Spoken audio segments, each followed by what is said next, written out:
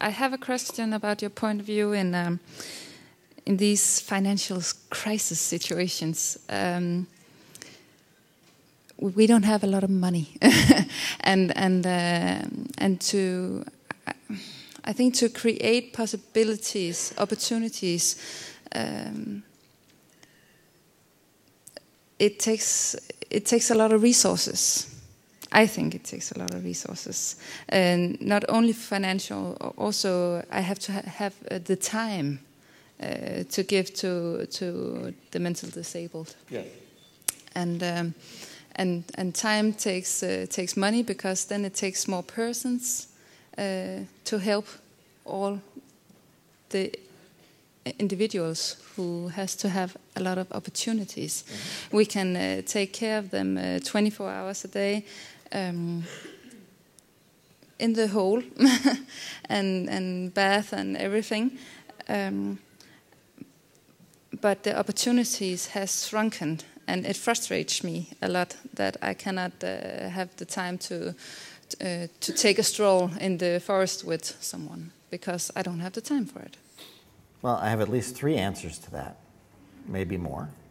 1, mental health services are underfunded around the world, and that's because of discrimination. And if we don't understand that it's because of discrimination, we won't be able to lobby and make it more of a priority. So if you think that mental health services are underfunded, and if you understand that they're underfunded because the society discriminates against people with mental illness because it thinks that mental illness is somehow different from other disabilities and less deserving or something, I don't know, then the next step of that is understanding that the people who can advocate for more funding are not practitioners, but are people with the illnesses and their families.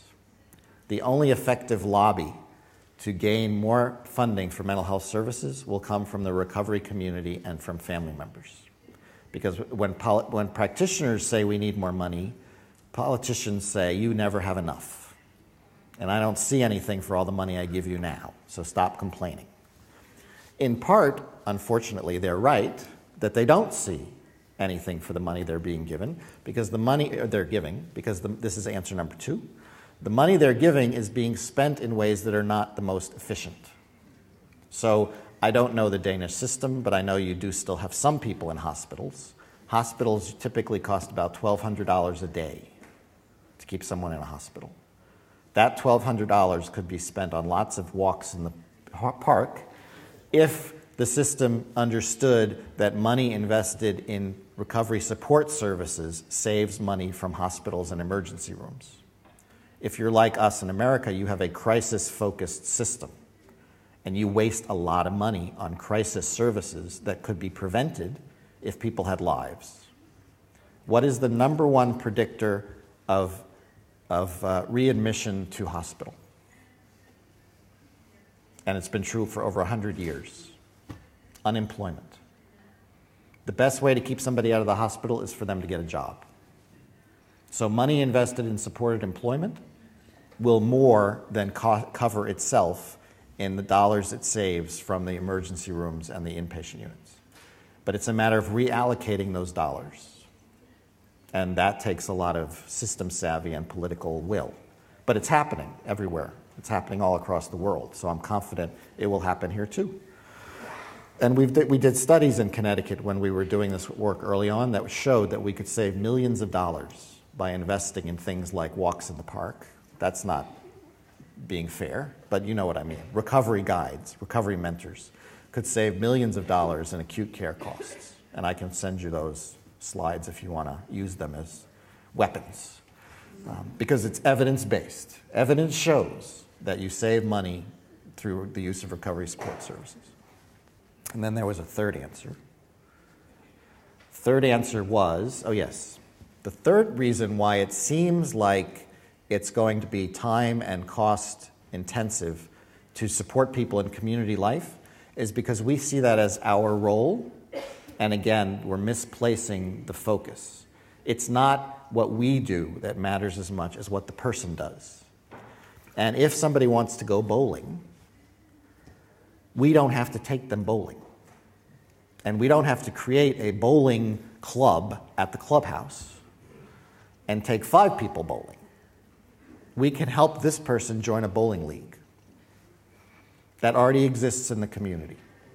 What we don't want to do is recreate in mental health settings activities that already exist out in the community to afford people an artificial life. A book club is another example. Say somebody likes to read books, they're lonely, they want to have the opportunity to discuss the books they read with other people. Well, you could start a book club at the social club, or you could find out what book clubs meet in that person's neighborhood and help them get connected to an ongoing book club. We don't have to do all this. They need to do it, and we can support them. But there's a lot of community resources that are available for people in addition to the mental health system, which we have not typically used because we've seen it as separate. We've created an artificial world, the mental health world, when there's already a perfectly good world out there that has settings in which people can do normal things with normal people rather than feeling like they're somehow set aside. And that's why when these people talk about feeling like a worthwhile human being, they're talking about being a part of that world, the bigger world.